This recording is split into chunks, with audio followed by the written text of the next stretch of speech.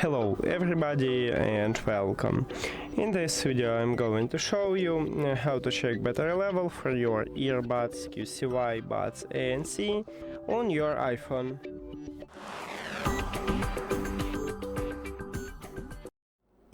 And basically we have a few options how to check it. The first one, we can create a widget. To create a widget we need to press and hold that empty space, then click Editor Plus at the left top and add widget. Now scroll down and you need to find batteries. And right here we have it, click on it, and here's 3 presets. Select the best one for you and then click Add Widget. And you can check the battery percentages right here anytime, but make sure that your earbuds is turned on and connected to your phone. Now, the second option is to use an application.